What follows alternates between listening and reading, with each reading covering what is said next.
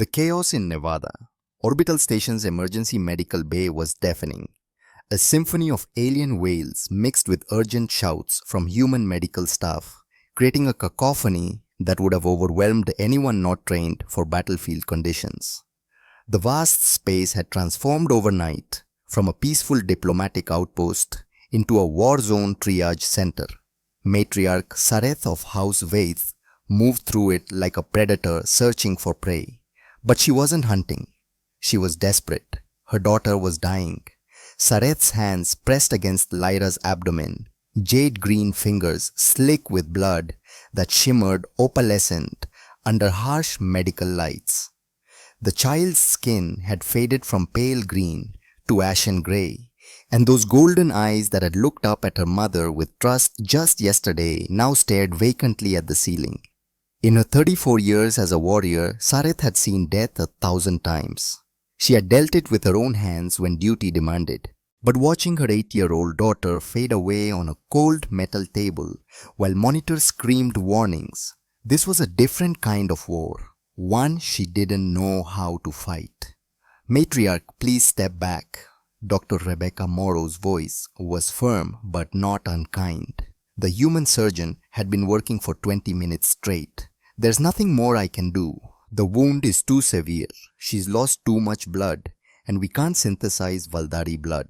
The triple helix DNA is completely incompatible with our systems." Sareth didn't move, couldn't move. Her warrior training screamed at her to take action, but there was no enemy to fight here. "Find a way," she whispered, then louder. "Find a way." The monitor flatlined. The sound cut through Sareth like a blade. Lyra's small chest stopped rising. Those golden eyes went still. A male voice cut through her spiraling thoughts. "Over here, now!" Sareth's head snapped up. A human combat medic she'd never seen before was rolling up his sleeve. His weathered face set with determination. Maybe 32, with scars that spoke of too many battlefields. "Cross, this is insane," Dr. Morrow protested. "Human blood will trigger catastrophic rejection." The medic Cross was already inserting a needle into his arm. "She's already dead, Doc. Can't get much worse." Sareth watched, frozen, as dark red human blood began flowing through transparent tubing. The science was clear. Human and Valdari biology were incompatible. Cross connected the tube to Lyra's IV without hesitation. Sometimes insanity is all we've got left. For 30 agonizing seconds, nothing happened. The monitor continued its terrible flatline. Then the monitor spiked. One jagged peak, then another, then a steady rhythm. Blood pressure rising. A nurse's voice cracked with disbelief. Sareth watched, transfixed, as color returned to her daughter's skin. Not just pale green, but something richer, more vibrant. The abdominal wound began to close, edges knitting together at impossible speed. "Her regenerative factor," Dr. Morrow whispered. "It's increased by over 400%. This is completely outside any baseline I've ever seen." Lyra's eyes fluttered open. Those golden irises focused with sudden clarity on the medic. The child's lips moved. "Thank you." The simple phrase in perfect English sent shock through the medical team. Valdari children didn't speak English. Sareth's mind raced. The human's blood hadn't just saved Lyra, it had transformed her. Then, like lightning, words from ancient texts flooded back. "Blood that awakens.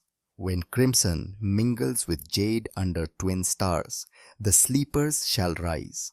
Her eyes snapped to Dr. Theron, the Valdari scientist observing from the corner.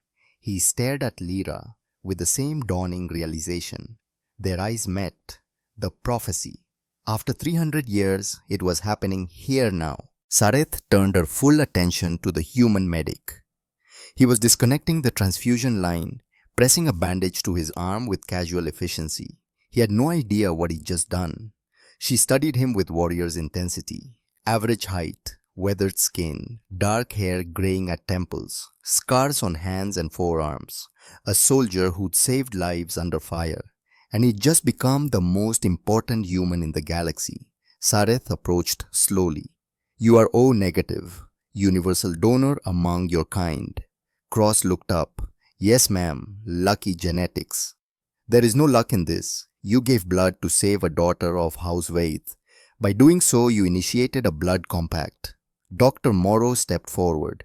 Matriarch Cross was performing a medical procedure. Sareth silenced her with a raised hand, never breaking eye contact with Cross. Ancient law binds you to my house now. The debt of life-giving blood must be repaid with life-creating seed. You have entered a breeding compact. The silence was absolute. Lady Cross said carefully, I donated blood to save your daughter. I didn't sign up for anything beyond that. Yet my daughter lives because your blood flows in her veins now. Sareth gestured to Lyra, sitting up, color restored, watching with bright golden eyes. You have changed her. The genetic transformation cannot be undone. You are bound to us, Ethan Cross. Before Cross could respond, Colonel Hayes Brennan strode in with 4 armed soldiers. Cross, you're coming with us. Medical evaluation and debriefing. Now. Sareth moved to block their path. Instinct. He entered Valdari medical space. My jurisdiction. Brennan's face flushed. Your jurisdiction doesn't extend to coercing American citizens. Step aside. Neither moved. Soldiers' hands touched weapons. Dr. Theron tensed. Lyra watched with frightened eyes. Ambassador Gareth Thorne entered. Colonel, lower your voice. We're in a medical facility. He turned to Sareth. Matriarch, I am sure we can resolve this through proper channels. Sareth forced herself to step back. Of course, Ambassador. But understand the genetic transformation in my daughter has already begun. Without further intervention, the effects will fade. She will decline beyond her previous state. It was calculated, designed to plant doubt. Cross's jaw tightened. Dr. Morrow looked troubled. Even Brennan hesitated. We'll discuss this through diplomatic channels, Thorne repeated. As the humans left Cross included, Sareth returned to Lyra's bedside. Her daughter reached up and Sareth gathered her close, feeling the strong heartbeat. Mother, Lyra whispered in Valdari. What's happening to me? I feel strange, like fire in my blood. You're going to be fine, I promise. Over Lyra's head, her eyes met Dr. Theron's. The scientist approached quietly. The regeneration is already fading, he said in Valdari. 5% decline in the past hour. Sareth's arms tightened. How long? 20 days before she returns to baseline. And Sareth, the rebound effect will be severe. Losing it could trigger cascade failure. 20 days, 3 weeks to convince a stubborn human, navigate political minefields, save not just her daughter, but potentially her entire race. Sareth kissed Lyra's forehead and made a silent vow. She would not let her daughter fade. She would not let her people die. A Valdari mother had no limits. The next hours were political warfare. The holographic conference with Elder Kalen and the High Council came first. 9 elders appeared in shimmering projection faces, grave. You overstepped, Matriarch, Elder Kalen said, to invoke the blood compact without council approval, to bind House Waith to a human unprecedented. Sareth stood in the projection field.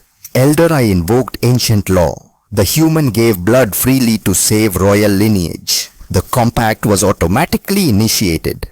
Technically true. Another elder conceded. But applying it to a human is questionable. Then perhaps it's time to acknowledge the universe has changed. Sareth projected Lyra's medical data. My daughter's regenerative capacity increased 400%. One transfusion from a human did what our entire medical establishment couldn't. The elders studied the data in silence, pride warring with pragmatism. Even accepting your interpretation, Elder Kalen said, you're asking us to approve genetic mixing with humans, hybrid offspring. This is blasphemy to many.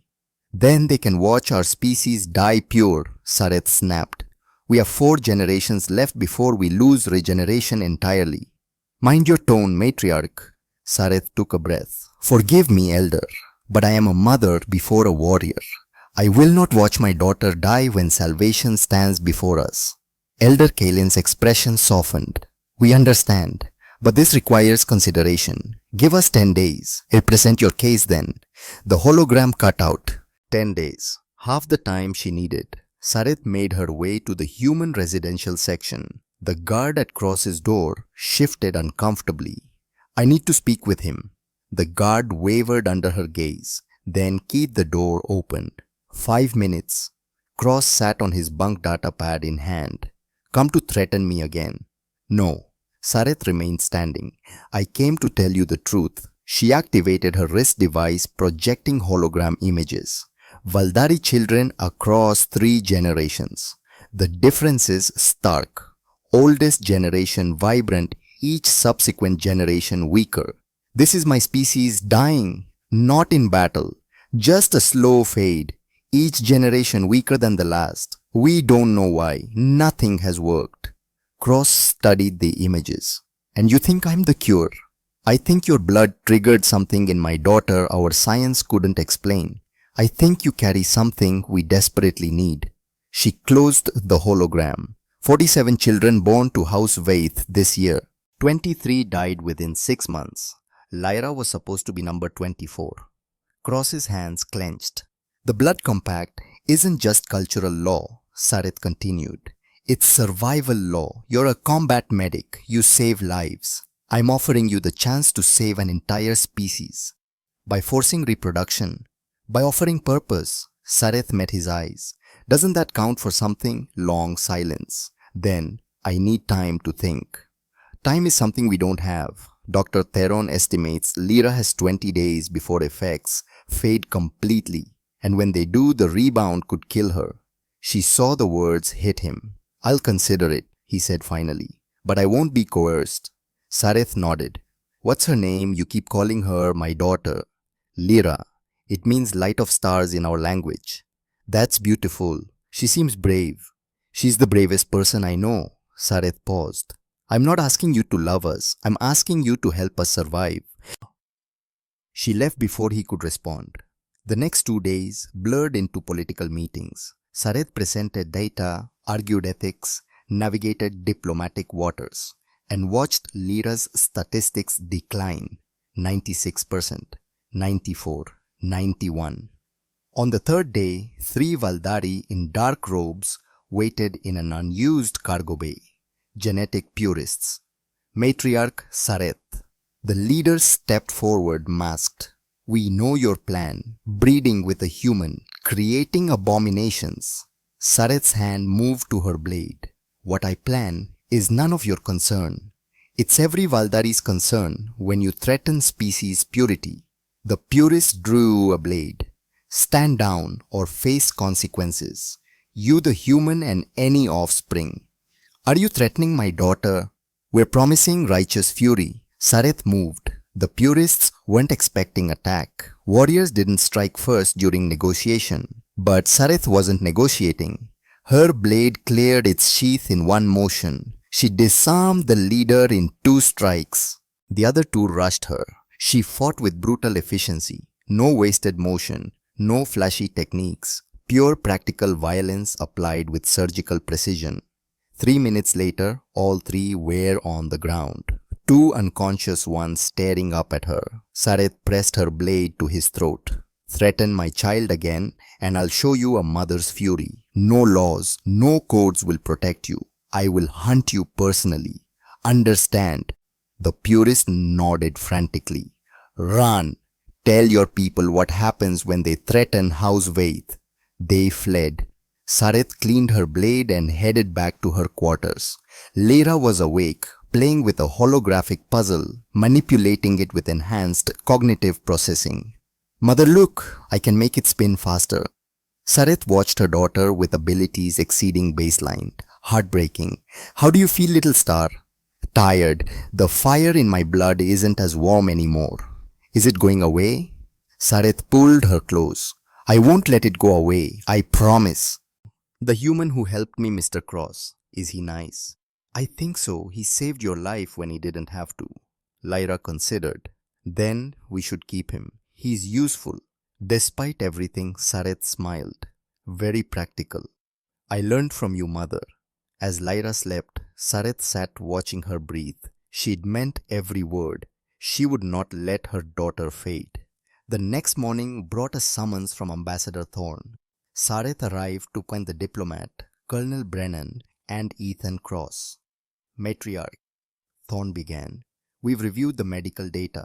The implications are significant. Significant enough to overcome objections. Sareth looked at Brennan. The colonel's jaw tightened. Don't mistake necessity for approval. But if your scientists are right, this goes beyond one child.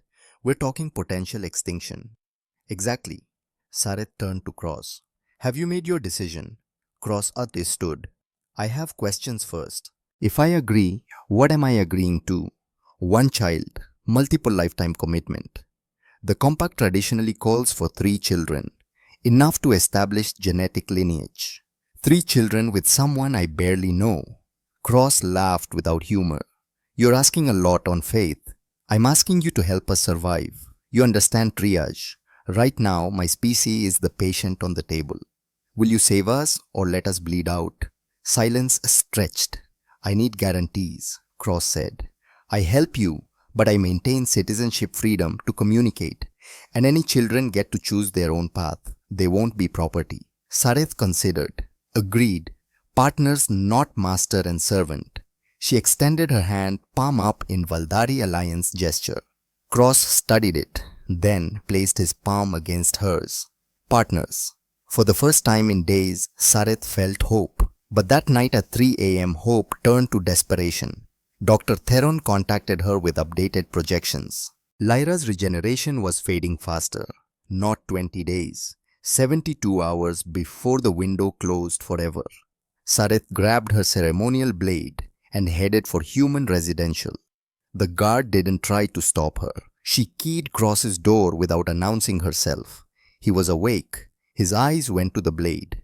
So it comes to this. Sareth looked at the blade, then placed it on the floor and stepped away. No, it comes to truth. She sat across from him, hands visible. I've been dishonest, not in what I said but what I didn't say. You asked for time. I gave it because I thought I had it. I don't. She activated her wrist device, showing latest medical data. This is Lyra's regeneration over 72 hours. The decline is accelerating. Dr. Theron projects complete loss within 3 days, not 3 weeks. Cross studied the data. You lied about the timeline. I didn't know. I was told 20 days, but Lyra's physiology is responding differently. The enhancement is burning out faster. She met his eyes. I didn't come to threaten. I came to beg. Because I'm a mother, watching her child slip away for the second time. If begging is what it takes, I'll get on my knees right now. Cross was quiet. Then, that data you showed earlier, 47 children, 23 dead, real, every word. In this compact, you really think it can save your species? You're the first hope we've had in 3 generations. Hope is all I have left. Cross paced. Sareth waited. If I do this, he said finally, we do it right. No more secrets. We're partners. That means complete honesty. Agreed. And Lyra, I want to spend time with her, get to know her. Sareth felt something tight loosen. She'd like that. She asked about you, said we should keep you because you're useful. Cross laughed genuinely. Like her mother's daughter. She is. Sareth stood. So, partners.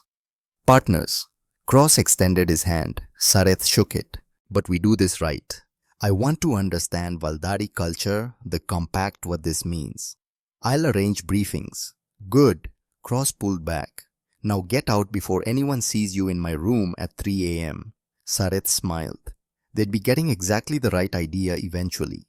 As she retrieved her blade, Cross called out, Sareth. She turned.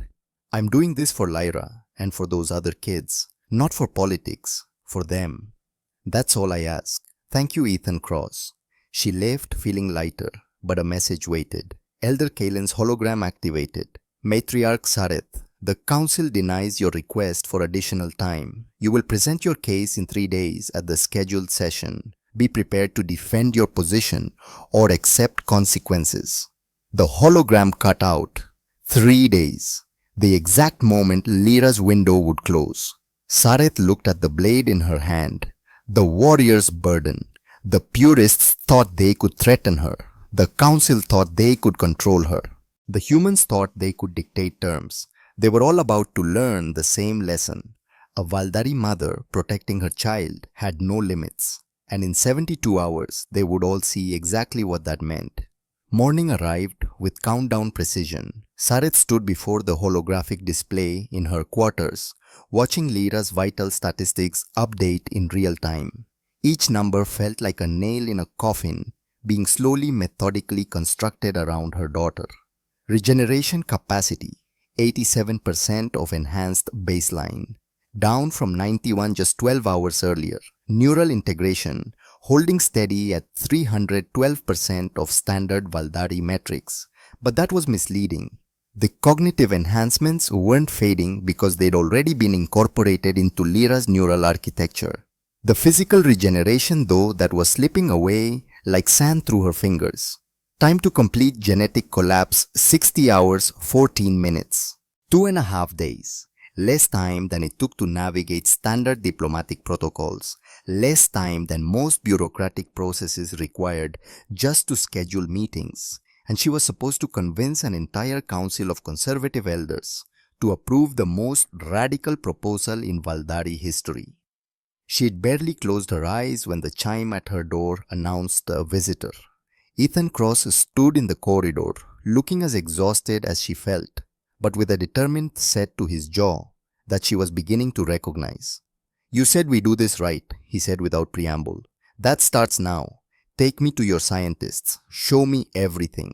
If I'm going to help save your species, I need to understand exactly what we're dealing with. No filtered information, no diplomatic spin, just raw scientific truth." Sarith felt a surge of respect for the human. Most people would still be processing the shock, trying to find ways to escape the obligation.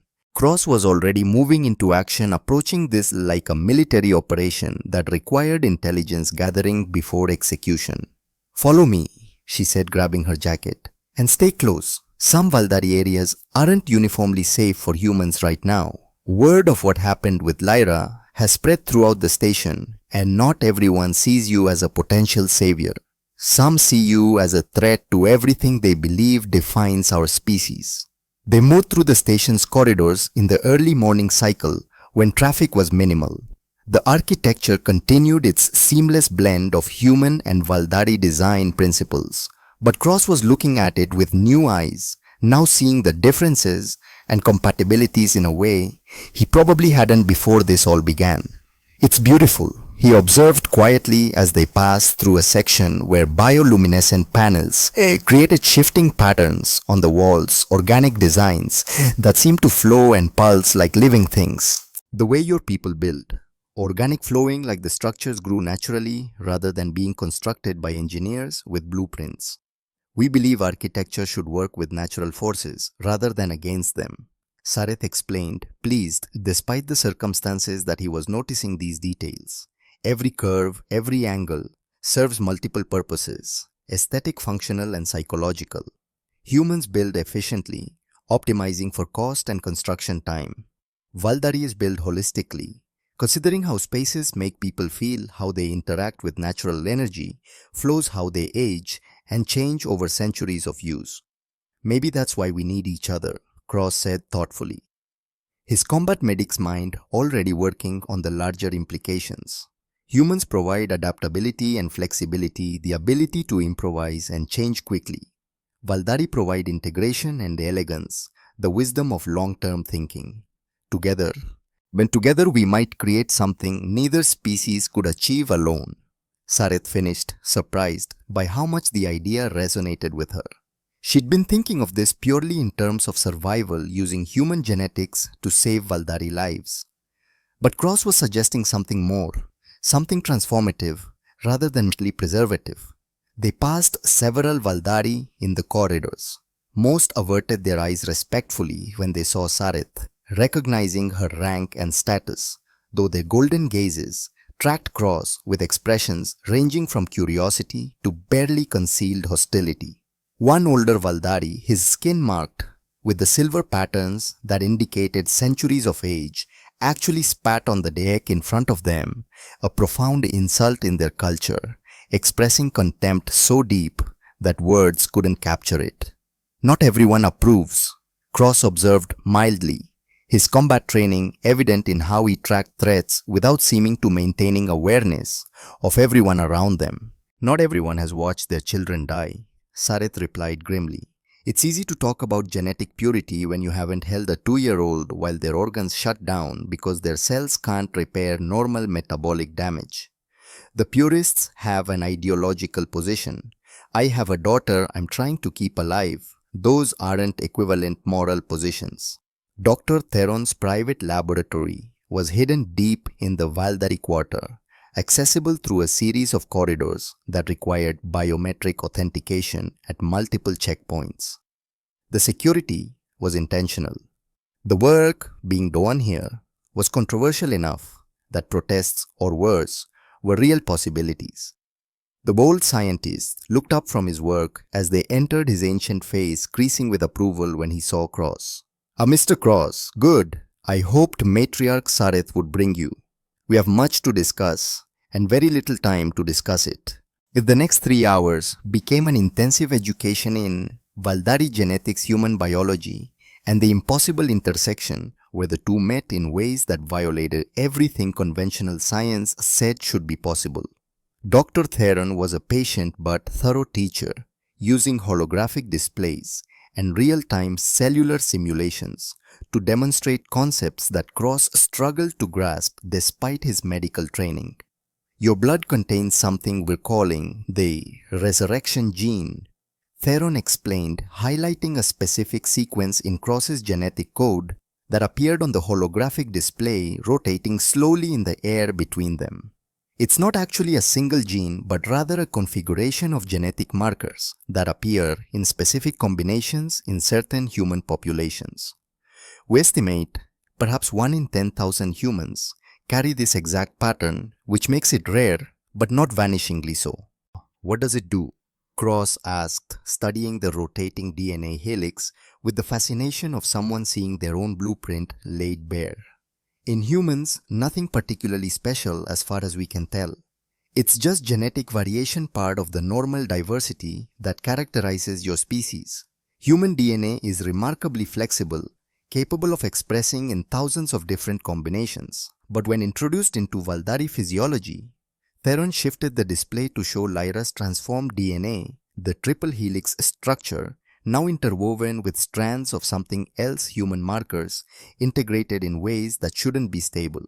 It acts as a catalyst, triggering activation sequences in our triple helix structure that have been dormant for generations. Pathways that our ancestors used routinely but that have been locked down by our own genetic optimization. The Cross leaned forward, his medic's training helping him parse the complex biological data even without deep knowledge of Valdari physiology. You're saying human genetic chaos somehow unlocks Valdari genetic potential, that our messiness is the key to your precision. More precisely, your genetic flexibility reminds our rigid structure that adaptation is still possible. Theron clarified, adjusting the display to show molecular interactions happening in real time.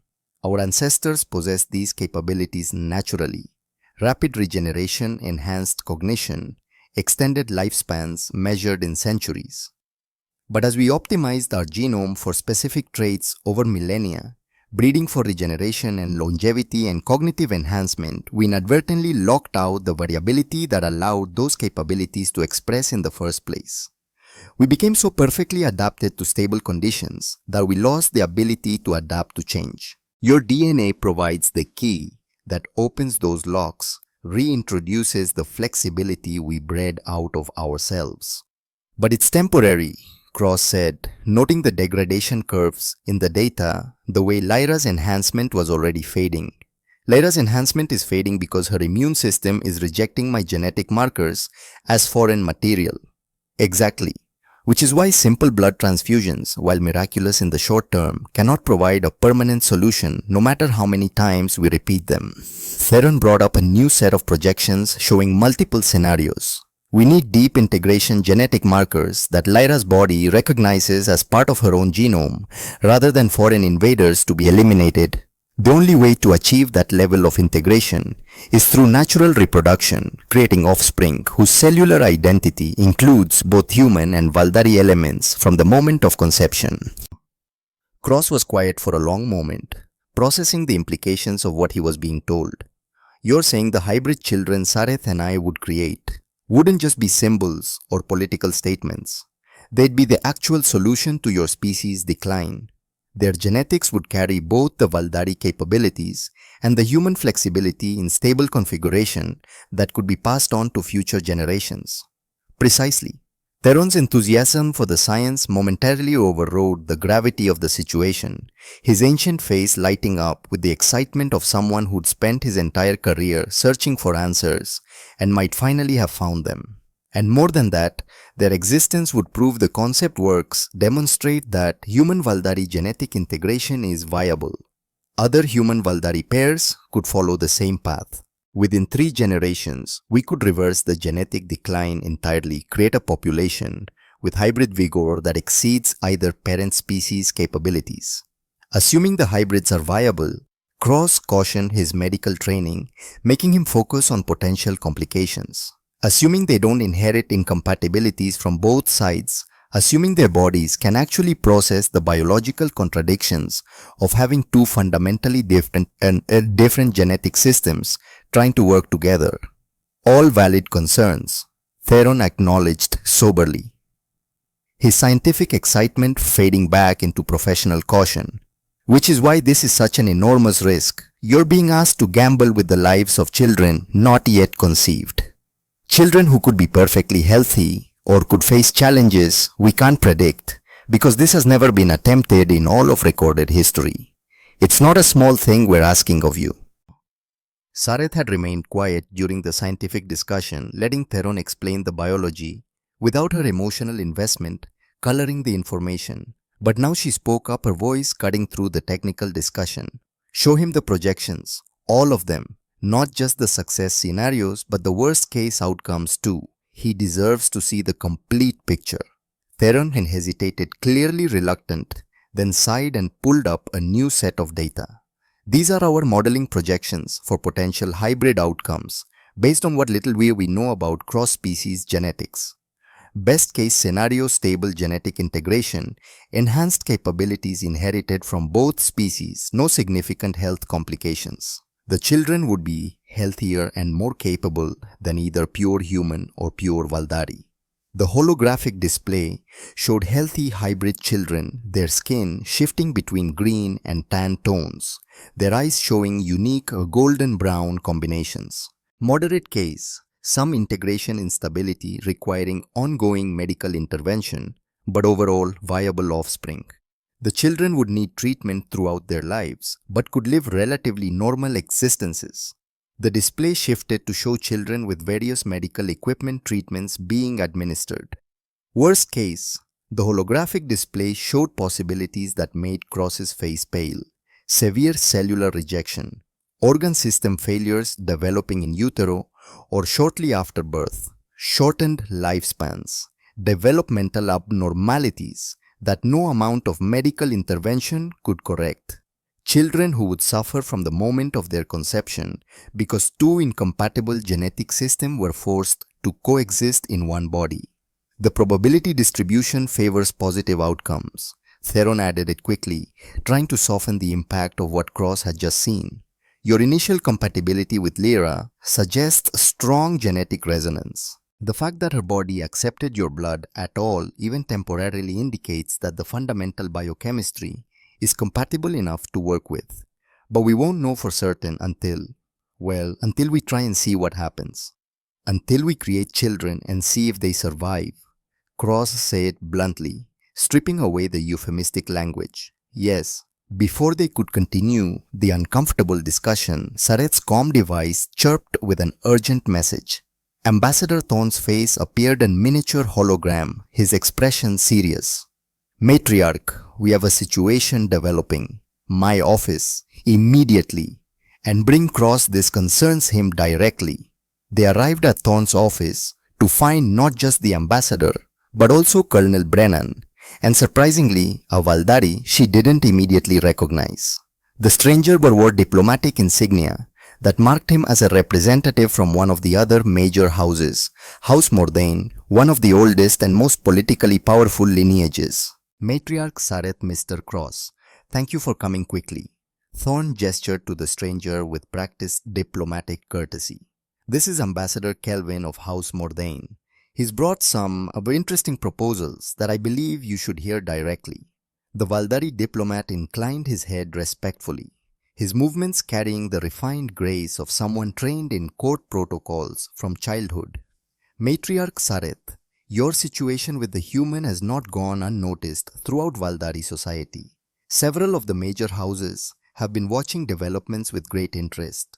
If what we've heard about your daughter's transformation is accurate, then Mr. Cross represents something valuable to all Valdari, not just House Vaith. Sareth felt her warrior instincts activate, sensing a threat even if she couldn't identify its exact nature yet. Get to your point, Ambassador. House Mordain wishes to offer a counter-proposal, Kelvin said smoothly, his voice carrying the practiced neutrality of a career diplomat. Mr. Cross would enter into blood compacts with multiple houses, not just yours. His genetic material would be distributed more broadly across Valdari society, helping more bloodlines simultaneously. In exchange, he would receive significant wealth, elevated status within our hierarchy, and comprehensive protection from any who might wish him harm. It's a more efficient use of what is objectively a rare and valuable resource. The room went very quiet. Sareth felt rage building, but forced it down through decades of warrior discipline, knowing that losing control now would only weaken her position. It was Cross who spoke first, his voice cold enough to freeze water. I'm not a commodity to be distributed for maximum efficiency. I'm a person with agency and the right to make my own choices. And I've already made my commitment to Matriarch Sareth and her daughter. A commitment made under considerable duress and without full understanding of the alternatives available to you, Kelvin countered smoothly.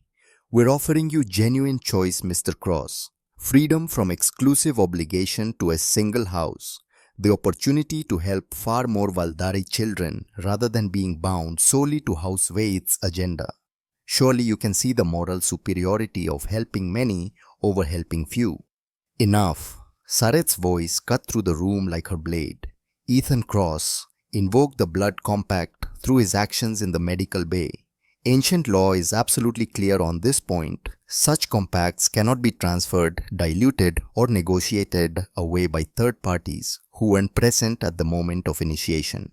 House Mordain has no legal standing whatsoever to make this offer. Ancient law is subject to interpretation, especially when it's being applied to unprecedented circumstances, Kelvin replied calmly. Clearly prepared for this objection, no legal precedent exists for human Valdari blood compacts. The original law was written for Valdari-Valdari interactions. Therefore, new precedent can and should be established based on what serves the greater good of our species. Ambassador Thorne held up a hand before the argument could escalate further.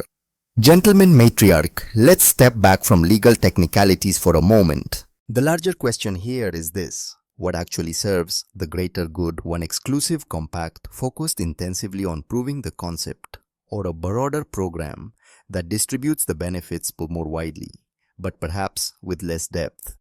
The greater good, Sareth said icily, her voice carrying absolute conviction, is not served by treating people like breeding stock to be allocated based on efficiency, calculations made in committee rooms.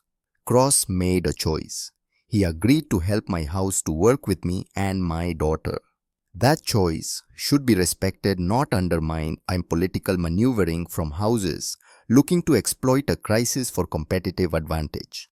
Brennan spoke up for the first time, his military bearing evident in his posture and tone. For what it's worth, from the United States military's perspective, we're not comfortable with any scenario that involves one of our people being passed around to multiple alien factions like some kind of stud animal. Cross agreed to help your daughter, Matriarch. That's complicated enough from a legal and ethical standpoint. Expanding it to multiple houses raises serious concerns about coercion, exploitation, and the fundamental human rights we're obligated to protect. Then we're agreed on that much at least, Cross said firmly, his jaw set in determination. I made my decision. I'm staying with that decision. House Mordain can find their own solutions to their genetic problems. Kelvin's expression hardened, the diplomatic mask slipping slightly to reveal anger beneath. You're making a mistake, Mr. Cross. House Vaith is politically weakened by Matriarch Sareth's recent actions. The conservative factions are already calling for her removal. Aligning yourself exclusively with them may leave you vulnerable when the political winds shift as they inevitably will. Is that a threat? Cross asked quietly, his combat training evident in the stillness that came over him. It's a warning. Pragmatic advice from someone who understands Valdari politics better than you possibly can. After only a few days on this station, I'll take my chances. The meeting broke up shortly after, with Kelvin departing while making it clear that House Mordain would be watching developments closely and reserving the right to take further action. Once they were alone, just as Sareth Cross, Thorne and Brennan, the ambassador poured drinks for everyone despite the early hour. That was illuminating, Thorne observed, swirling the amber liquid in his glass. House Mordain moved faster than I expected. They must be desperate to risk such an obvious power play. What does it mean? Cross asked, accepting the drink but not sipping it yet. It means other houses are watching this situation very closely. Sareth explained grimly, her tactical mind already working through implications. If our attempt succeeds, if hybrid children prove viable, then suddenly, every Valdari house will want access to compatible humans. This could trigger a feeding frenzy, houses competing for human genetic material, political alliances being forged based on access to specific bloodlines, potentially even kidnappings or coerced reproduction, as desperate families take matters into their own hands. Jesus, Cross muttered, taking a drink now. I saved one kid and potentially started an interspecies genetic gold rush. Which is why we need to establish clear protocols now, Thorne said, pulling out his datapad and already drafting preliminary frameworks. Before this spins completely out of control, we need legal guidelines, ethical standards, protections for both humans and Valdari, severe consequences for coercion or exploitation. We need to succeed first, Sareth pointed out pragmatically. All the protocols in the world won't matter if the fundamental concept fails. And we have less than 60 hours before we lose our proof of concept when Lyra's enhancement fades completely. The rest of the day became a blur of preparation. Sareth had to prepare her presentation to the High Council, gathering comprehensive data and evidence that might convince skeptics. Cross had to undergo more medical evaluations, letting Valdari scientists document every aspect of his physiology in hopes of understanding what made him compatible. And through it all, the clock kept counting down. 60 hours, 58 hours, 56 hours. That evening, Sareth took Cross to visit Lyra in the medical bay. The child was awake and energetic despite her slowly fading enhancement, playing games with the holographic interfaces and chattering excitedly about everything she'd learned that day. Mr. Cross, she exclaimed when she saw him, her face lighting up with genuine joy. You came back, I was hoping you would. Mother said you might be too busy, but I told her you'd come because you're nice. Hey Lyra, Cross said, settling into the chair beside her bed with the careful movements of someone unused to interacting with children but trying his best. How are you feeling today? Good, well, mostly good. I get tired more easily than yesterday and the fire in my blood is getting cooler. But the doctors say that's normal and expected. She paused, studying him with those impossibly bright golden eyes that seemed to see more than a child her age should. Are you really going to help, Mother? Are you going to stay with us, like she said? Cross glanced at Sareth, who nodded encouragement. He looked back at Lyra. Yes, I'm going to help. I can't promise I'll make everything perfect, but I'm going to try my best. That's all anyone can do. Lyra said with the wisdom of someone far older than 8 years. Try their best and hope it's enough. That's what mother always tells me when I'm scared. They spent the next hour simply talking. Cross telling stories about his medical training, the funny things that happened in field hospitals, the joy of saving lives. Lyra explained Valdari customs and traditions, the games children played, what she wanted to be when she grew up. Sareth occasionally interjected clarifications or corrections, but mostly she just watched two people from different worlds getting to know each other. Watching them interact, Sareth felt something shift inside her. This wasn't just about saving her daughter anymore, wasn't just about preventing extinction or fulfilling ancient laws. This was about the possibility of creating something genuinely new, a family that bridged worlds, relationships that transcended biological differences, connections that nobody had thought possible until necessity forced them to try. I should let you rest, Cross said, eventually noting Lyra's increasing drowsiness despite her efforts to hide it. Big day tomorrow for all of us. Will I see you again? Lyra asked, her voice small and uncertain in a way that broke Sareth's heart. Yes, Cross promised without hesitation. You'll see me again. I'm not going anywhere. Promise. I promise. As they left the medical bay, Cross was quiet, lost in thought. Sareth let him process, understanding that he was working through enormous decisions that would affect the rest of his life. She's a good kid, he said finally. Brave, smart kind despite everything she's been through. The kind of kid worth fighting for. She is, Sareth agreed softly. And she's just one of hundreds who need help. But she's mine, so she's the one I'm fighting for with everything I have. I get that. I understand it now in a way I didn't before. Cross stopped walking, turning to face her directly. I'm in Sareth. Completely no reservations, whatever it takes. Not just for Lyra, for all of them. For the chance to actually solve this rather than just delaying the inevitable. You're certain? Because once we stand before the council and announce our intent, there's no backing out. The political forces in motion will demand follow-through. I'm certain. Scared as hell, but certain. Sometimes the right thing is terrifying, but that doesn't make it any less right. They returned to their respective quarters to prepare for what came next. But Sareth found herself unable to sleep despite exhaustion. Her mind kept racing through scenarios, planning strategies, anticipating objections, and formulating responses. She was still awake at 2 a.m. when her door chimed. Cross stood in the corridor also, clearly unable to sleep, holding 2 cups of what smelled like human coffee. Figured you might be awake too, he said, offering her one of the cups. Thought we could talk through the plan one more time before everything gets crazy tomorrow. They spent the next 3 hours going over every detail of their strategy. How they would present their case to the council. How they would respond to objections and questions. How they would handle the political fallout regardless of the council's decision. The mental exercise was calming, transforming anxiety into concrete plans.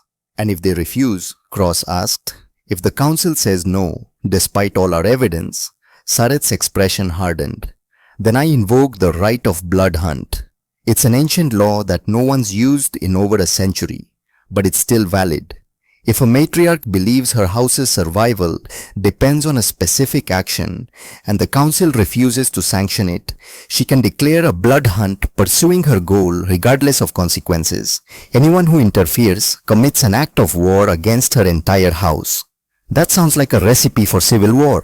It is, which is why the council won't force me to use it. They'll approve our compact, either because they're convinced by our evidence or because they're afraid of what I'll do if they don't. Cross studied her carefully. You really would tear apart Valdari society for this, wouldn't you?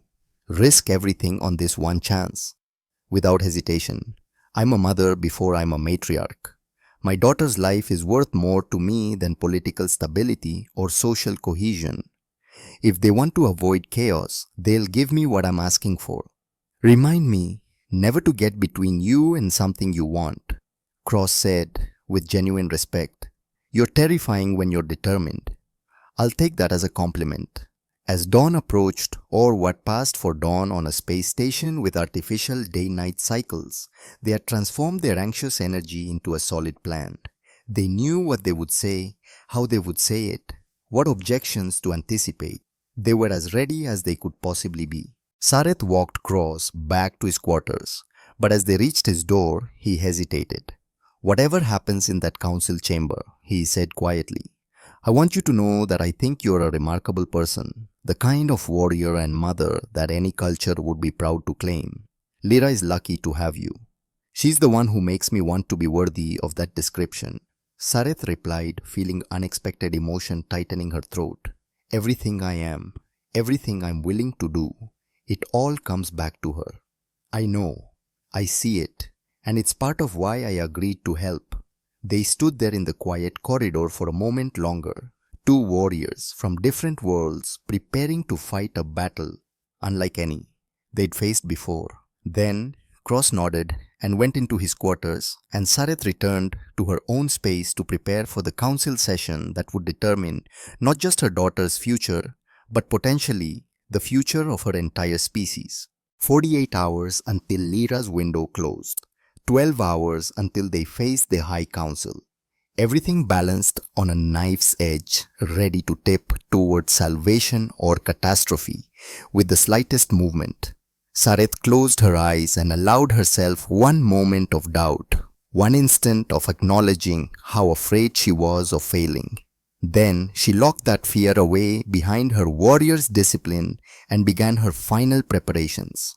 Tomorrow they would change history, or they would fail spectacularly in front of everyone who mattered.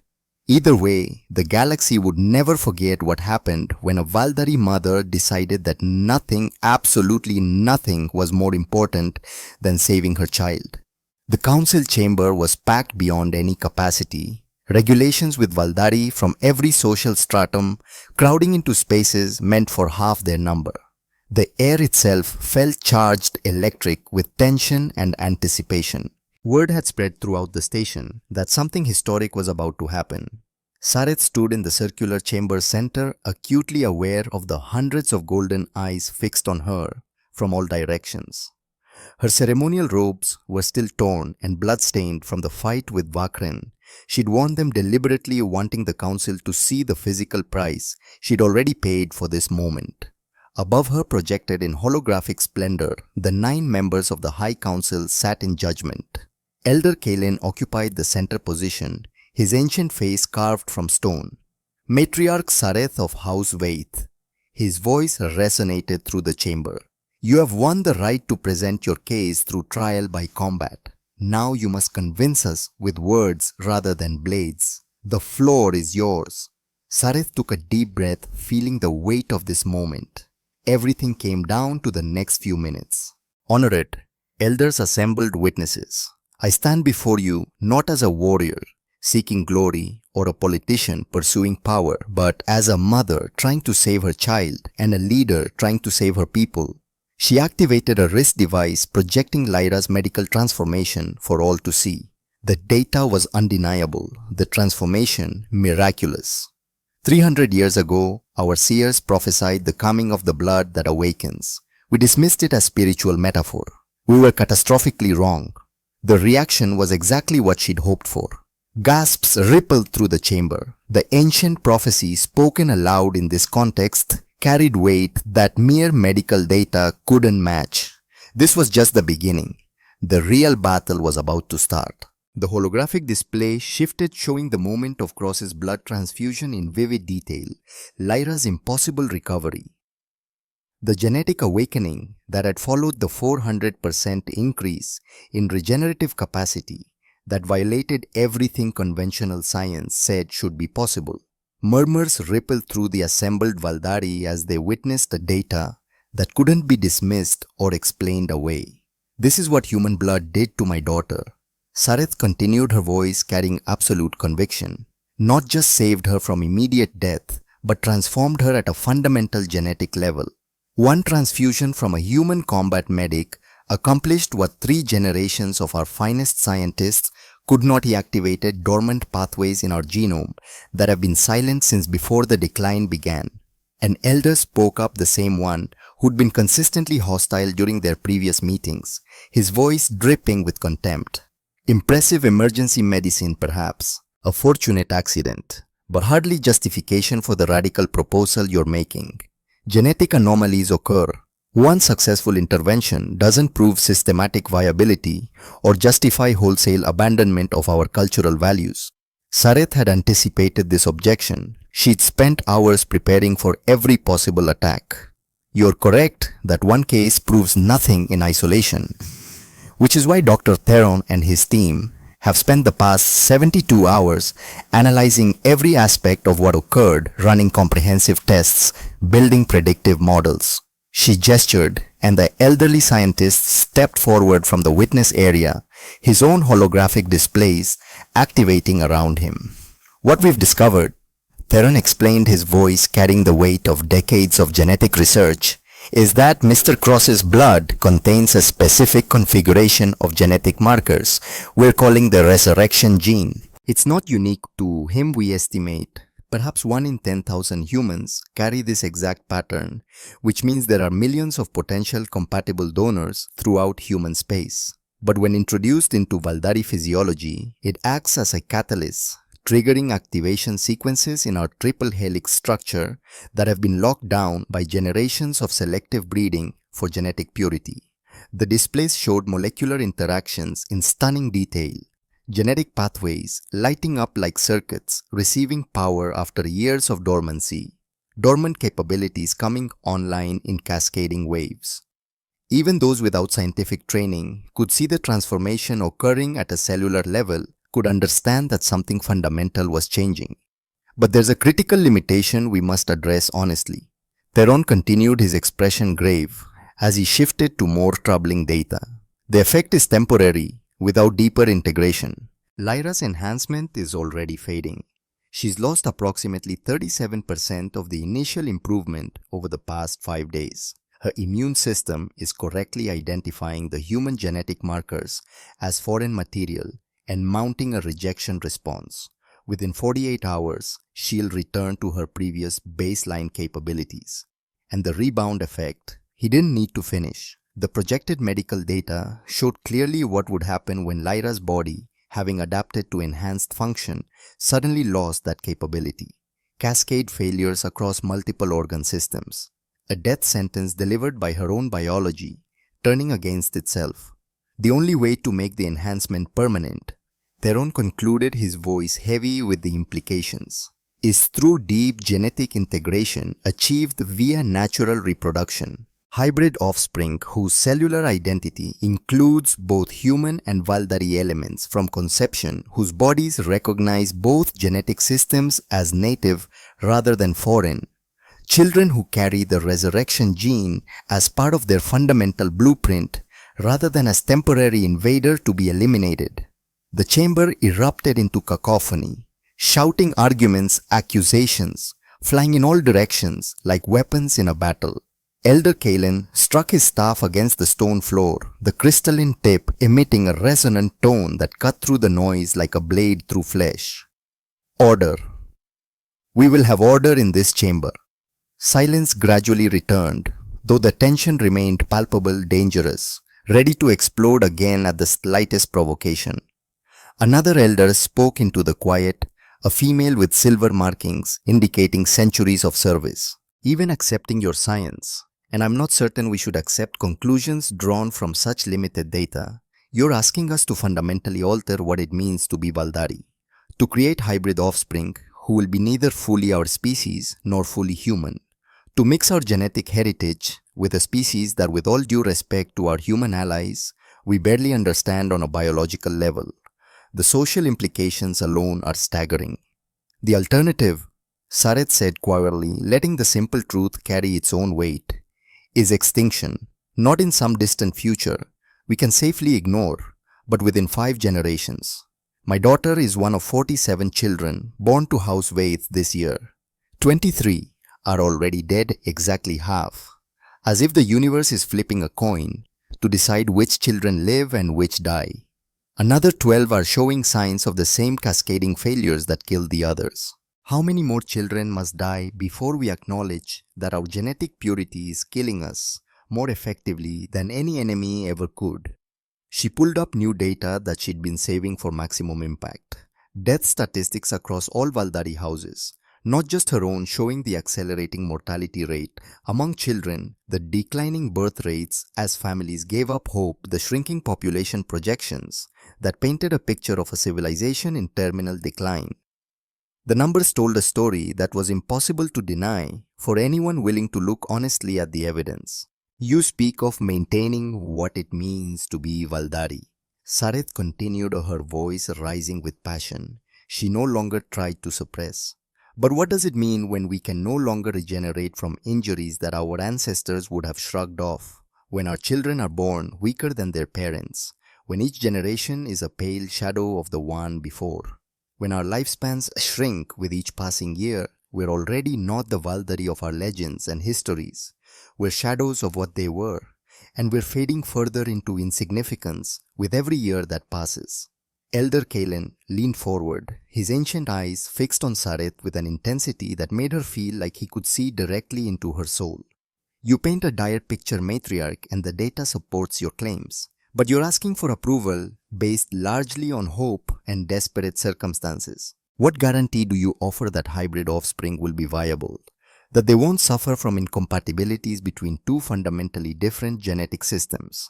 That we won't be creating children doomed to short, painful lives spent as medical experiments?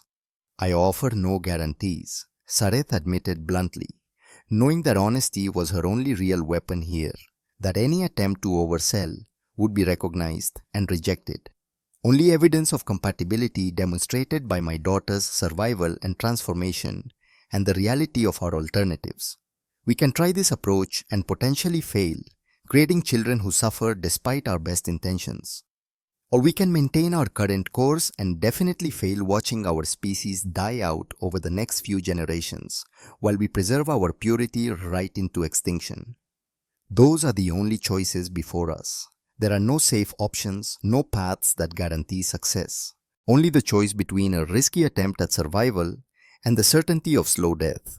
Before the council could respond, the chamber doors opened with dramatic timing.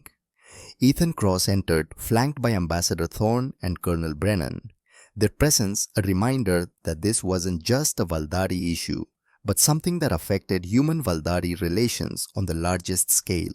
The humans' presence sent a fresh wave of murmurs through the assembled Valdari, reactions ranging from curiosity to hostility to desperate hope. Honored Council, Thorne said, his diplomatic training evident in every carefully chosen word. Mr. Cross have asked to address this assembly. Given that he's the other party to the proposed compact, the person whose genetics and future are being discussed, I believe he's earned the right to speak for himself. Elder Kalen considered for a long moment, then nodded slowly. The floor recognizes Ethan Cross of Earth. Cross walked to the chamber's center with the steady gait of someone who'd faced death enough times that public speaking held no terror, standing beside Sareth in a show of unity that wasn't lost on anyone watching. I'm not a politician or a scientist or anyone particularly important in the grand scheme of things. I'm just a combat medic who happened to have the right genetics and was in the right place at the right time. But I've spent the past week learning about your people, your history, your decline. I have seen the statistics on child mortality that should horrify anyone with a conscience. I have read the projections on species viability that predict your extinction within a time frame that makes it real and immediate rather than theoretical. And I've gotten to know an 8-year-old girl named Lyra who's braver and more resilient than most soldiers I've served with. He paused, looking around at the assembled Valdari with the same steady gaze he probably used when assessing wounded soldiers to determine who could be saved. You're asking what guarantee I can offer that this will work, that the children we create will be healthy and viable. I can't guarantee anything. Medical science doesn't work in guarantees, only probabilities and best efforts. What I can offer is my commitment to try with everything I have, to work with your scientists, to undergo whatever procedures or treatments are necessary to give your children the best possible chance at life. Not because of your laws or compacts or political considerations, but because it's the right thing to do when you have the ability to help. You understand what you're committing to? An elder asked, his voice carrying genuine curiosity rather than hostility. Creating hybrid children with someone you barely know. Binding yourself to Valdari society in ways that will fundamentally alter your entire life, potentially facing prejudice and danger from factions on both sides that oppose this union. I understand, Cross said firmly, his military bearing evident in how he stood at attention without even realizing it. And I accept all of it. Someone has to be first. Someone has to prove this can work, that two species can come together to create something new rather than remaining separate until one of them dies out. That might as well be me. I have spent my entire adult life trying to save lives in impossible situations. This is just another impossible situation, except the stakes are higher than they've ever been before. Elder Kalen's expression shifted, something that might have been respect flickering across his ancient features. A brave answer and an honest one. You have my respect for that at least. The council members conferred in whispered Valdari, their voices too low to carry, but their body language suggesting intense debate. Sareth could see the divisions clearly, some elders nodding in what looked like agreement, others shaking their heads vehemently, one appearing to be arguing passionately, while others listened with varying degrees of receptivity. The fate of her daughter, her house, potentially her entire species, hung in the balance of this private discussion.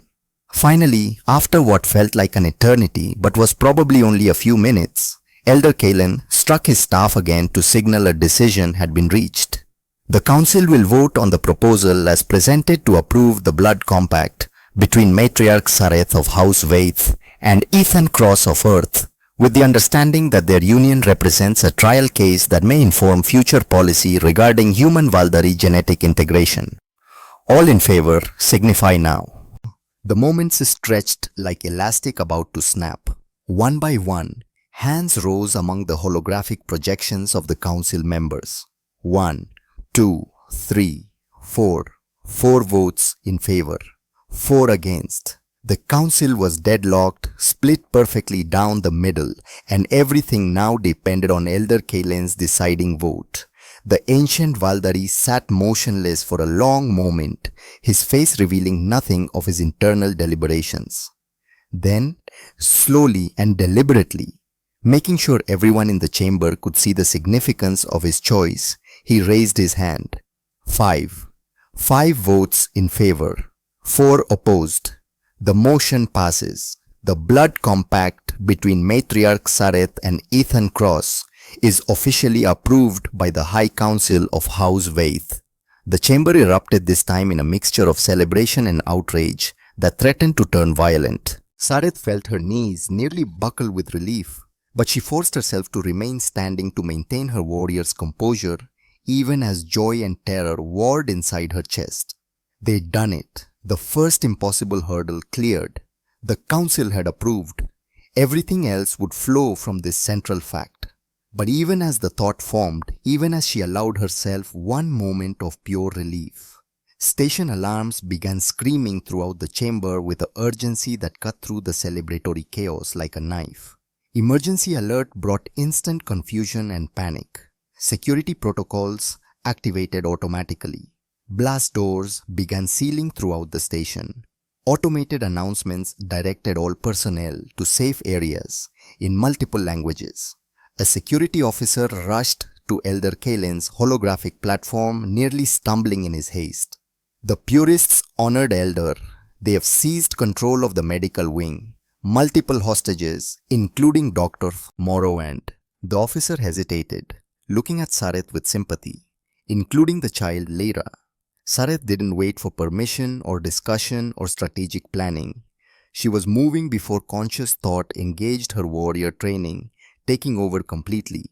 Cross was right behind her without needing to be told, with Thorne and Brennan scrambling to follow, shouting orders into their own communications devices. They sprinted through corridors that were sealing around them security systems, fighting against their passage, even as Sareth overrode protocols with her diplomatic credentials.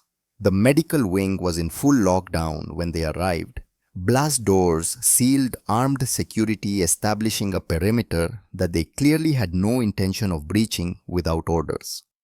Through transparent barriers designed to contain contamination, Sareth could see 6 masked purists holding energy weapons with the professional competence of people who knew exactly how to use them.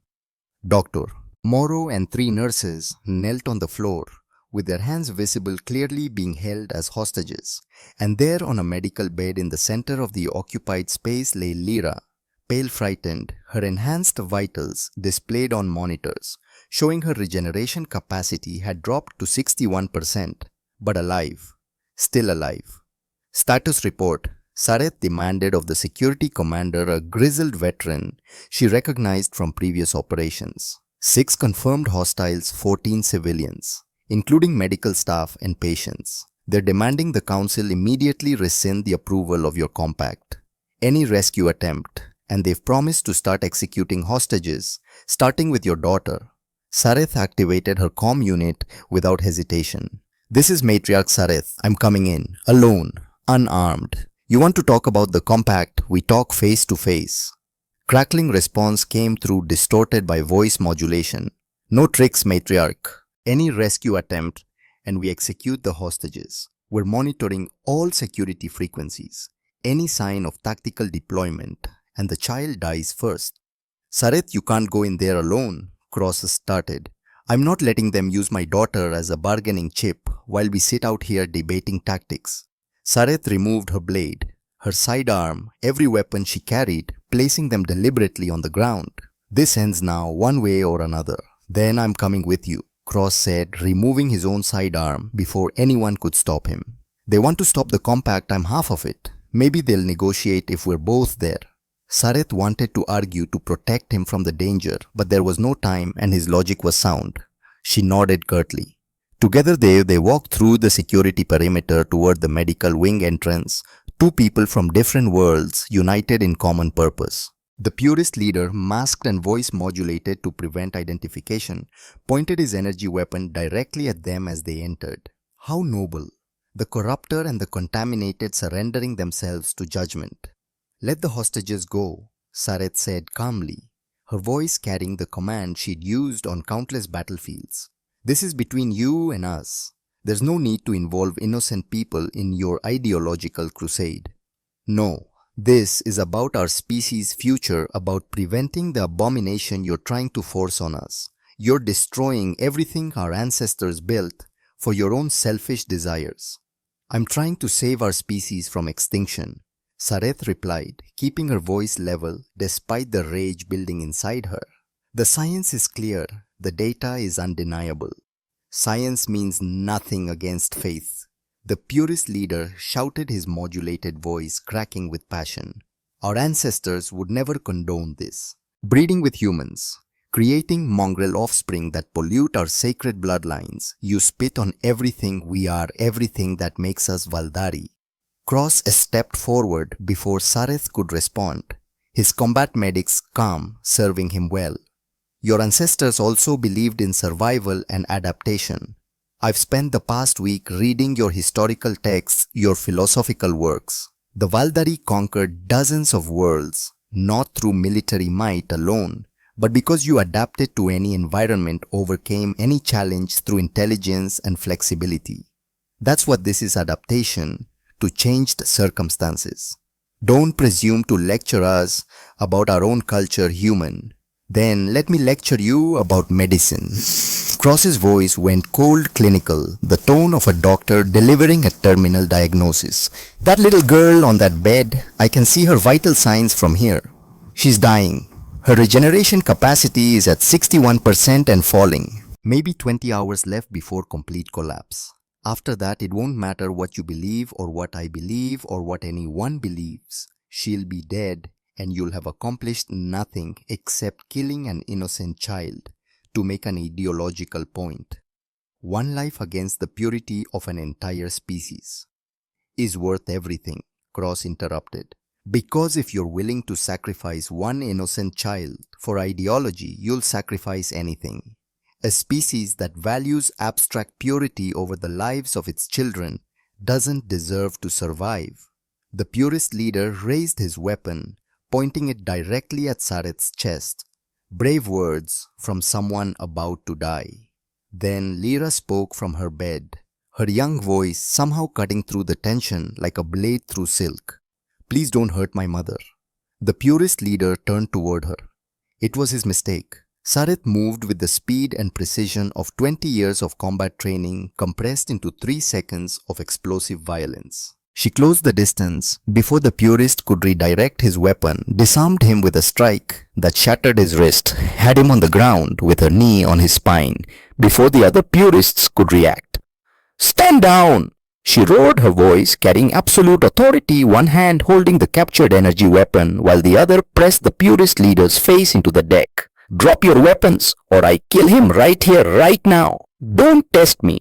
I am a Valdari mother and you've threatened my child. There are no lines I won't cross."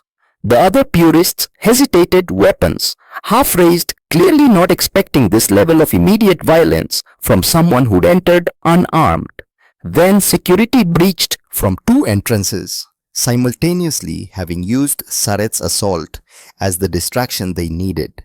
Flashbangs filled the medical wing with blinding light and disorienting sound. Cross rushed to Lyra's bed, placing his body between her and any potential crossfire, shielding her with his own mass. Minutes later, it was over. Purists disarmed and in custody, hostages freed and being treated for shock order restored through overwhelming force.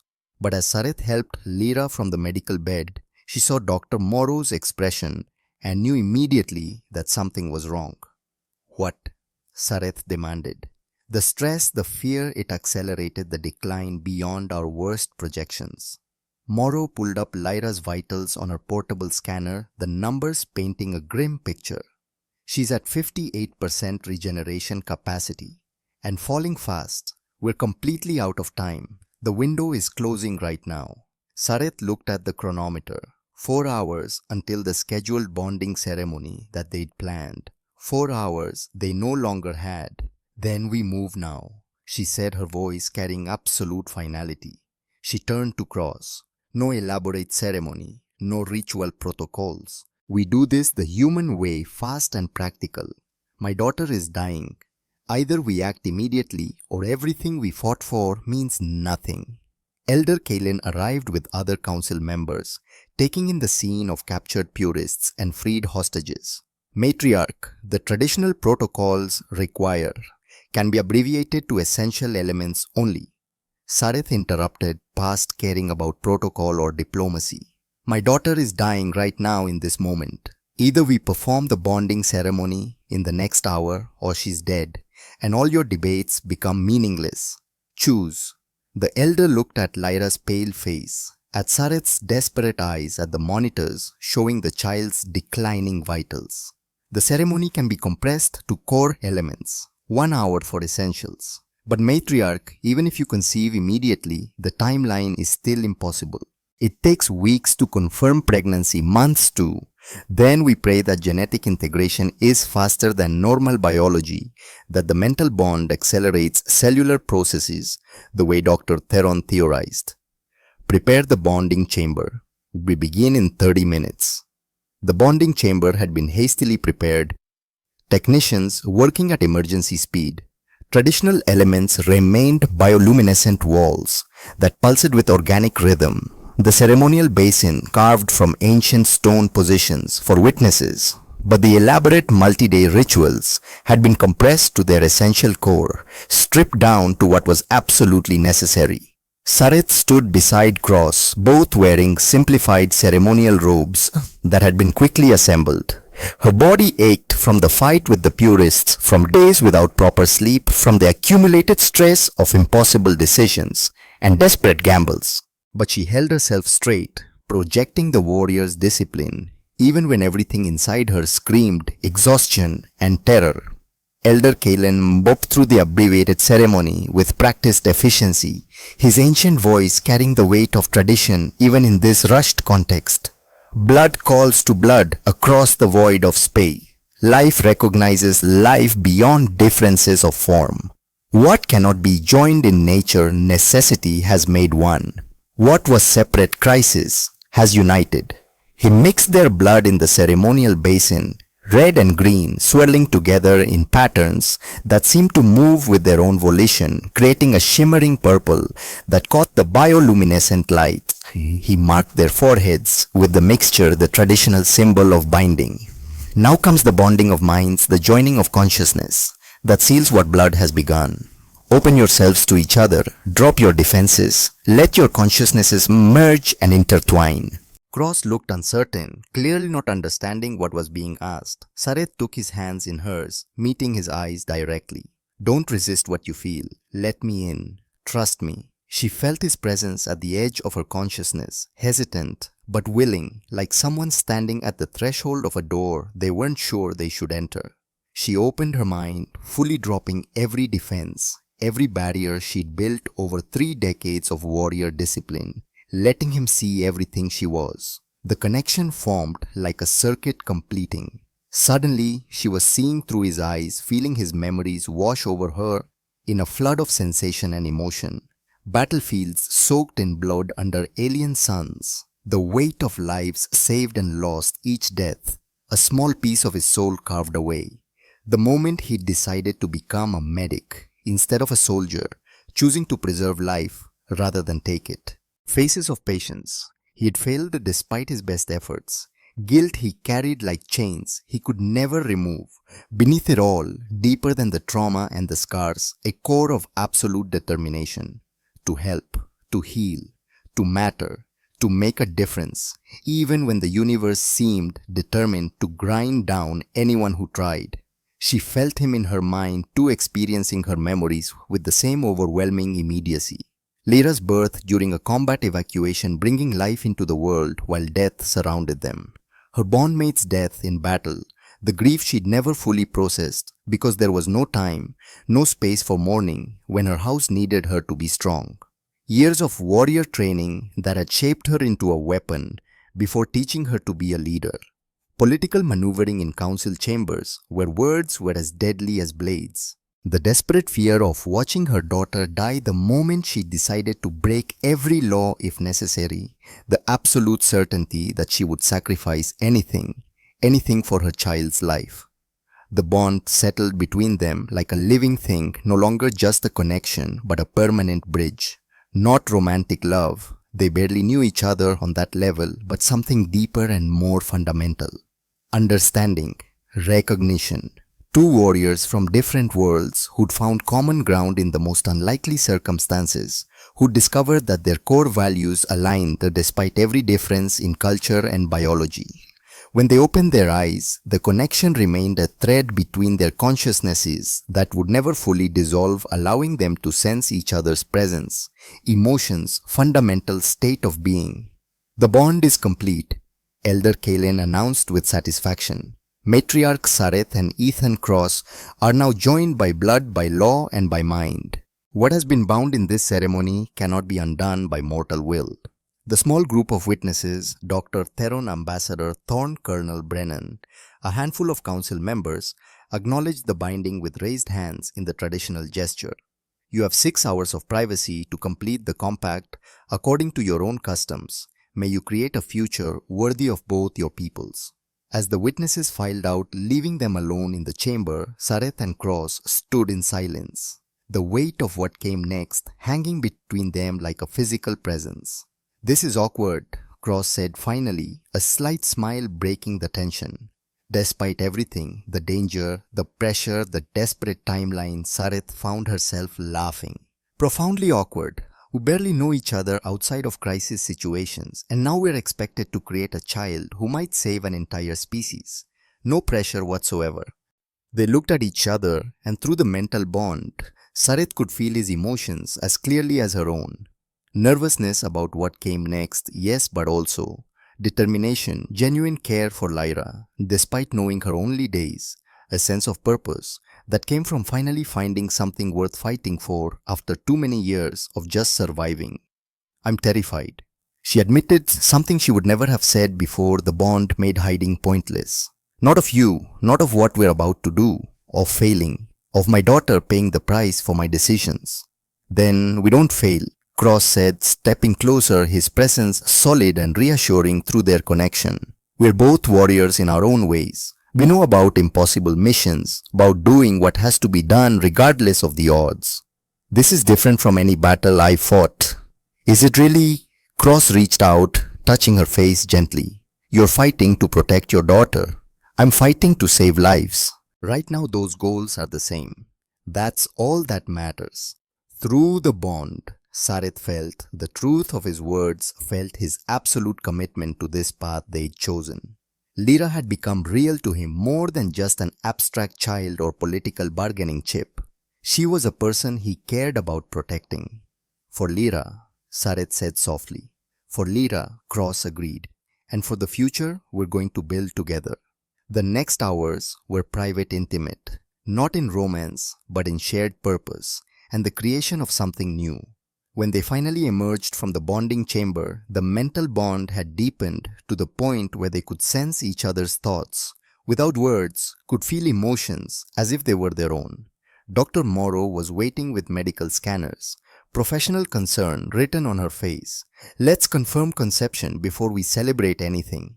The scan took only minutes but felt like hours. When Morrow finally looked up from her instruments, her expression was one of pure awe. Positive. Embryo already implanting, which should be impossible this quickly, but apparently the mental bond is accelerating every cellular process. And the genetic integration, she turned her scanner so they could see the display. Perfect. Completely stable triple helix from Sareth, adaptable double helix sequences from Cross, combining without any sign of rejection. It's like your DNA was designed to work together. How is that possible so fast? Cross asked, his medical training telling him this violated everything he knew about human reproduction. Dr. Theron had appeared drawn by the news, studying the data with scientific fascination. The mental bond. I theorized it might accelerate compatibility, create a kind of biological resonance that enhanced cellular cooperation, but this exceeds even my most optimistic predictions. Your joint consciousness is literally facilitating genetic acceptance at the molecular level, telling both sets of DNA that they belong together. What about Lyra? Sareth demanded, forcing herself to focus on what mattered most despite the miracle happening in her own body. Theron pulled up the child's latest vitals and Sareth's heart nearly stopped. Regeneration capacity 55% and falling steadily. Still declining. The embryo won't help for months, won't produce enough genetic material to... No! Morrow interrupted, her eyes suddenly bright with inspiration. There might be a way. Experimental dangerous never been attempted, but given the timeline, we have nothing to lose. Explain, Sareth said. Lyra's blood contains Cross's markers, but they're being rejected as foreign invaders. You now carry an embryo with stable human Valdari integration cells that successfully combine both genetic systems. If we extract stem cells from the embryo and transfer them to Lyra, it might reset her immune system, teach her body to recognize and accept hybrid DNA as native rather than foreign. You want to use our unborn child? Cross's voice was tight with emotion. A few dozen stem cells extracted carefully. It won't harm the embryo's development. It's still at a stage where cells are largely undifferentiated, but it could save Lyra's life permanently. Do it, Sareth and Cross said simultaneously, their voices overlapping through the mental bond. The procedure took 3 agonizing hours. Lyra, barely conscious and too weak to understand what was happening, lay on the medical table while Morrow worked with careful precision. Sareth held her daughter's hand the entire time, murmuring comfort in Valdari, feeling through the bond how Cross's presence steadied her, even though he stood on the other side of the room, giving the doctors space to work. For long terrible minutes after the stem cells were transferred, nothing happened. The monitors continued their downward trend, Lyra's regeneration capacity dropping to 53%, then 51. Then, slowly, miraculously, the numbers began climbing. Regeneration capacity 55%, 58, 63, 70. Lyra's skin began brightening color, returning in a wave that started at her core and spread outward. Her eyes fluttered open, golden irises focusing on Sareth with sudden brilliant clarity. Mother, I feel warm again. The fire in my blood, it's back. It's really back. Sareth felt tears streaming down her face, the first time she'd cried in years. Yes, little star. The fire is back and it's going to stay. Dr. Theron was staring at his displays in wonder. The stem cells are acting as a template, teaching her immune system to recognize and produce hybrid markers on its own. This isn't just a treatment that will wear off. This is permanent genetic transformation. She's becoming a stable hybrid without having to be born as one. Lyra sat up with movements that were already faster and more fluid than before, looking between Sareth and Cross with her impossibly bright eyes. Did you both do this? Did you save me together? We both did, Cross said, gently, moving closer to the bed. Lyra processed this with a child's directness. Then you really are my father now, not just because of laws or compacts, but because you saved me.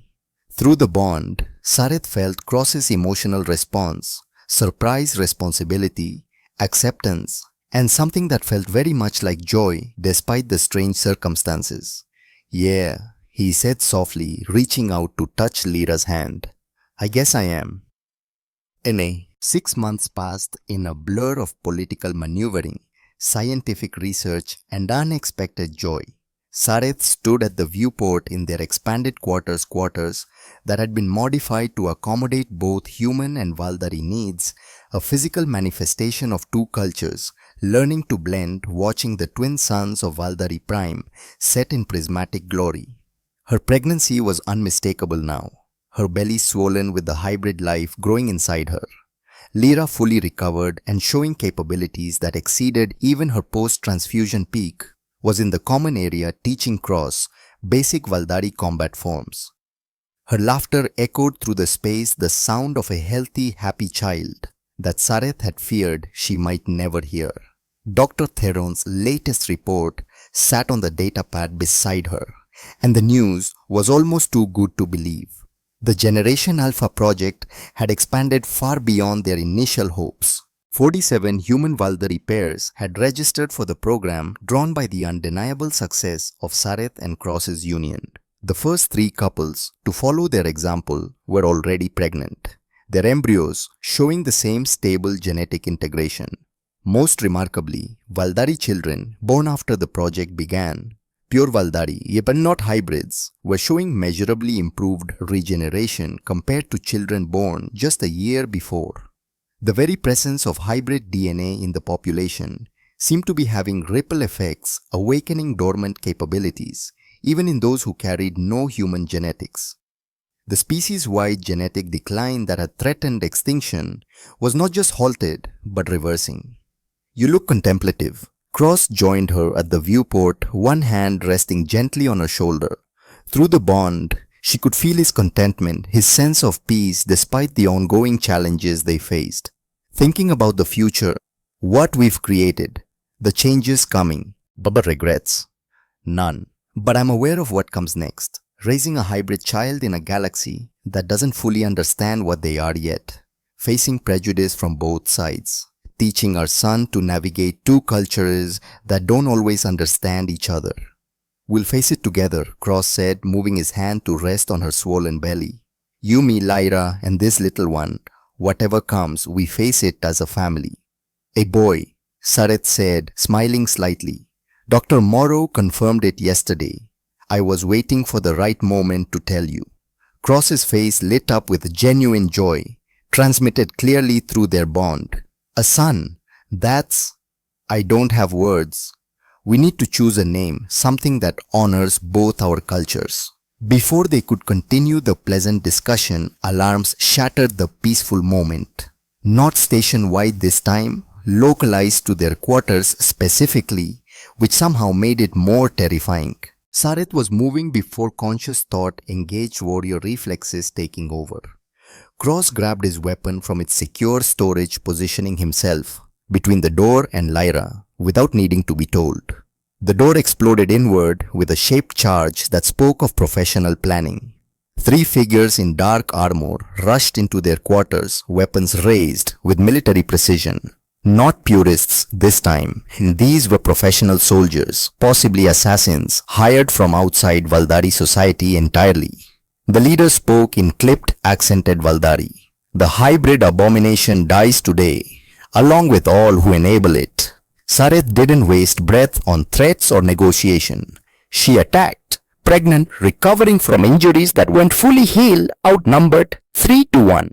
None of it mattered. She was a mother protecting her family, and a Valdari mother in that state was the most dangerous force in the known universe. The first assassin fell to a strike that crushed his larynx, delivered with precision that came from decades of training. The second stumbled, as Cross shot him in the knee with perfect marksmanship. Then, Sareth finished him with her blade through the eye socket, the kind of kill that was brutal but instantly effective. The third assassin, faster and better trained than his companions, reached Lyra before they could stop him. Weapon aimed directly at the child's head with professional steadiness. Time seemed to slow. Sareth was too far away, her pregnant body unable to close the distance fast enough. Cross was reloading his weapon empty after taking down the second attacker. The assassin's finger tightened on the trigger. Then, Lyra moved with speed that shouldn't be possible for a 9-year-old child. Her hybrid enhanced reflexes, the permanent transformation written into her genetics by the stem cell treatment, made her faster than any pure Valdari or pure human could be. She dodged the energy bolt by millimeters, slid under the assassin's guard with fluid grace, and struck his weapon hand with a precision that shattered bone despite her small size. The weapon clattered to the floor. Before the assassin could recover, before he could draw a backup weapon or attempt hand-to-hand combat, Sareth was there with her blade pressed to his throat. "Who sent you?" she demanded. The assassin laughed, blood bubbling from a mouth wound. "You can't stop what's coming. More will follow. Many more. Hybrids will never be safe. Your son will be hunted from birth." "Then I'll kill every single one who tries," Sareth said with absolute conviction. "Anyone threatening my children dies, starting with you." She didn't hesitate. The blade moved and the assassin fell. As the body hit the floor with a dull thud, station security finally arrived, having been delayed by whatever the assassins had done to the security systems. Colonel Brennan took in the scene 3 dead assassins, Sareth standing over one with blade in hand, while visibly pregnant, Lyra breathing hard but unharmed, cross-checking everyone for injuries. "Matriarch, this is the 3rd attempt in 2 months. We need to get you and your family into a secure location immediately. The safe house we've prepared." "No," Sareth interrupted, looking around at their quarters that had been transformed into a battleground yet again. "No more running, no more hiding. We face this directly." She activated the station-wide communication system, overriding normal protocols with her diplomatic credentials, knowing that what she was about to do would have massive repercussions, but no longer caring about political fallout. "I am Matriarch Sareth of House Vaith." Her voice carried to every speaker, every screen, every communications device on the Nevada orbital station, and was being automatically relayed to Valdari space and human territories beyond. "Tonight, assassins attempted to murder my family for the 3rd time. They tried to kill my 9-year-old daughter. They tried to kill my unborn son. They tried to kill my born mate. They failed, as all who threaten my children will fail." Her voice carried absolute certainty, the kind that came from someone who'd made peace with doing whatever was necessary.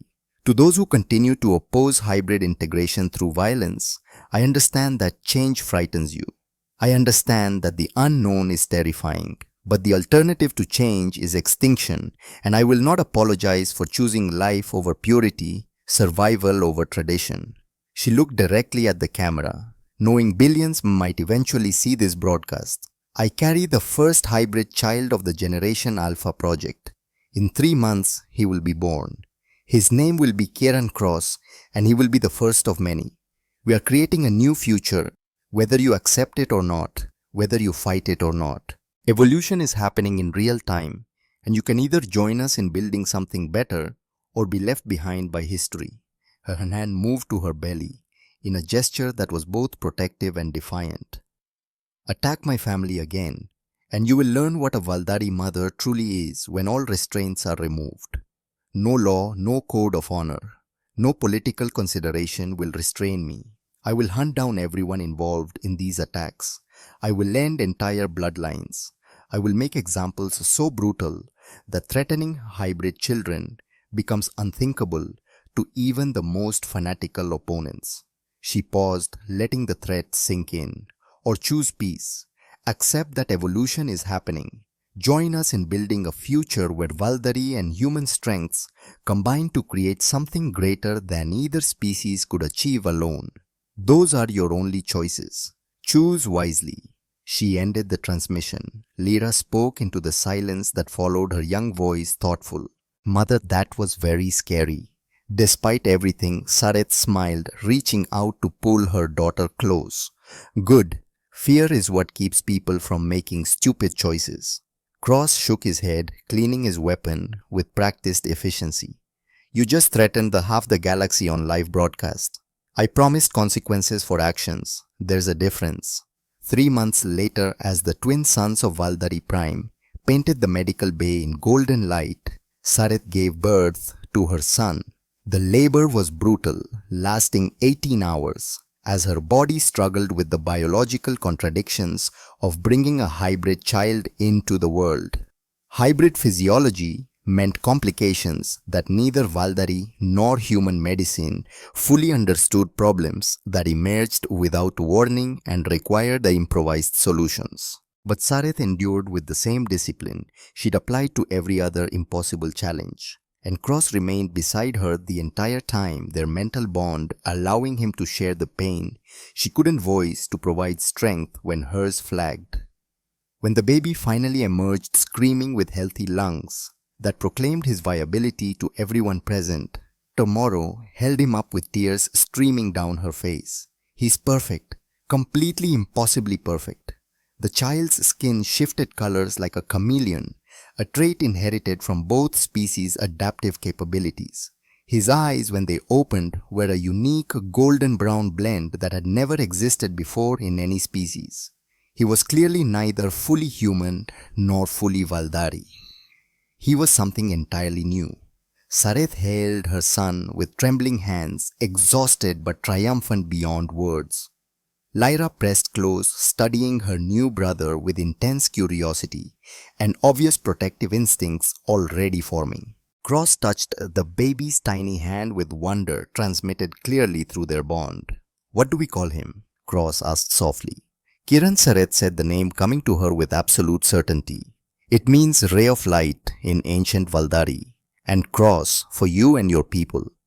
"Kiran Cross," Cross repeated, testing how it sounded. "I like it. It fits him." Elder Kalen arrived, having specifically requested to be present for the birth. The ancient Valdari approached slowly, his expression unreadable. "May I?" he asked, gesturing toward the baby. Sareth hesitated only briefly, then carefully passed Kieran to the elder. Kalen held the hybrid child with practiced care, studying the shifting skin tones, the unique eyes, the perfect blend of two species. "I was wrong," he said finally, his voice heavy with emotion. "I doubted. I feared. I clung to tradition when what we needed was transformation." But holding him, seeing life in his eyes, feeling the strength in this tiny body, "This is no abomination. This is hope made flesh." He returned Kieran to Sareth with great care. "The prophecy is fulfilled. The blood that awakens has done its work. The sleepers are rising and we are witnessing the birth of something that will echo through history." Dr. Theron entered with updated statistics. his ancient face bright with joy. 47 hybrid pregnancies across the program, all progressing successfully. Genetic integration stable in every single case. No complications beyond what normal pregnancies encountered. And perhaps most remarkably, Valdari children born in the months since the project began were showing measurably improved regeneration even without hybrid genetics. The change in the population's genetic landscape was having systemic effects that exceeded their most optimistic projections. The species was healing. 1 year later, Sareth stood before a gathering that would have been unthinkable 2 years earlier. The grand hall of House Vaith was filled beyond capacity with human and Valdari leaders, scientists, families, all assembled to celebrate the first anniversary of the Generation Alpha project. Kiran, now walking with wobbly determination and babbling in a mixture of English and Valdari that delighted everyone who heard it, toddled between dignitaries with fearless curiosity. Lyra shadowed him with protective vigilance, ready to intervene if he got into trouble, but allowing him the freedom to explore. Ambassador Thorne approached with a genuine smile that transformed his usually diplomatic face. Congratulations, matriarch. The latest projections show complete reversal of Valdari genetic decline within 3 generations. You didn't just save your daughter, you saved your entire species. But we saved our species, Sareth corrected, gesturing to where Cross was demonstrating proper holding positions for hybrid infants to a group of nervous human fathers-to-be. This was never about one person's actions. It was about 2 species, choosing cooperation over isolation. As the celebration continued around them, Sareth found a quiet moment at the grand viewport overlooking Valdari Prime. The twin suns were setting in spectacular colors, painting the sky in shades that neither world alone could create, purples and golds and crimsons that existed only where 2 different sources of light met and blended. Cross joined her, with Kiran dozing against his shoulder. Their son's skin settled into a peaceful green tan that split the difference between both parents. "What are you thinking?" Cross asked, through their bond as much as words. "That they called me desperate, ruthless, a mother who would break every law, defy every tradition, cross every line to save her child." "They weren't wrong," Cross observed. "No, they weren't. And I'd do it all again without hesitation. Every fight, every sacrifice, every impossible choice." Through the mental bond, she felt Cross's complete understanding. He would too, for their children, for their family, for the future they'd built from blood and determination and desperate hope. "We should prepare," Cross said, quietly, his combat training never fully at rest. "Intelligence reports suggest more extremist cells forming in the outer colonies. This isn't over." "It never is," Sareth agreed. "But we're stronger now. We have allies in both species. We have proof that integration works, and we have something worth fighting for." She looked at their son, sleeping peacefully, at Lyra demonstrating combat forms, to younger hybrid children in the corner at the gathering of humans, and Valdari learning to build something new together. Some things are worth any price, any sacrifice, any battle. "Even your life?" Cross asked. "Especially my life. What kind of mother would I be if I wasn't willing to die for my children?" Cross pulled her close with his free arm, careful of their sleeping son. "Then it's fortunate you're also willing to live for them, to fight for them, to change the entire galaxy for them." As the twin suns finally set, casting the grand hall in twilight, beauty, Sareth felt the weight of all they'd accomplished and all that still lay ahead. The purists hadn't disappeared. If anything, opposition had grown more organized as success made the changes irreversible. Political tensions remained. Cultural conflicts continued. But standing there with her bondmate, their children, and a room full of people from 2 species, choosing hope over fear, Sareth knew they would face whatever came. Because a Valdari mother protecting her children had no limits, no boundaries, no impossible odds that could make her surrender. And now bonded with human adaptability and determination, enhanced by the mental connection that let 2 minds work as one, that unstoppable force had become something the galaxy had never seen before. The future they were building together wouldn't be easy. There would be more attacks, more political battles, more people who refused to accept change. But it would be worth fighting for, every single day. As Kiran stirred in Cross's arms, his eyes opening to reveal that unique golden brown blend that marked him as something new, Sareth made the same silent vow she'd made the day Lyra was born, the same oath she'd renew every day for the rest of her life. No one would harm her children. No force in the universe would prevent them from having the future they deserved. Anyone who tried would learn exactly what happened when they threatened a Valdari mother's family. The prophecy had called it the blood that awakens, the ancient words describing genetic transformation, the resurrection of capabilities thought lost forever. Sareth knew it by a simpler, more fundamental name, hope. Hope that tomorrow could be better than today. Hope that two different species could build something greater together than either could alone. Hope that her children would inherit a galaxy where they belonged, where their unique existence was celebrated rather than feared. And hope, Sareth had learned, was the most powerful force in the universe when backed by a mother's love and a warrior's determination. Epilogue. Generation Alpha Project. Year 1 Status Report. 47 hybrid births. Recorded 100% survival rate. Valdari. Regeneration capacity. Plus 23% across all age groups.